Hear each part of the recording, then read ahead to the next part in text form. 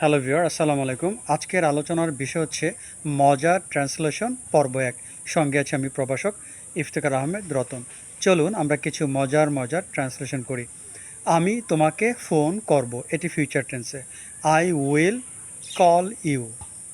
I will call you. তারপর ধরেন আমি খেতে যাচ্ছি।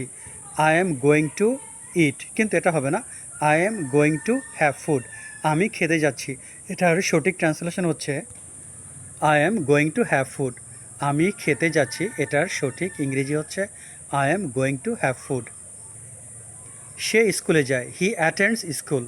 হি attends school. He goes to school হবে না, কেননা যে নিয়মিত ছাত্র তার ক্ষেত্রে হবে হি অ্যাটেন্ডস স্কুল, কিন্তু আমরা বলে থাকি হি গোজ টু স্কুল।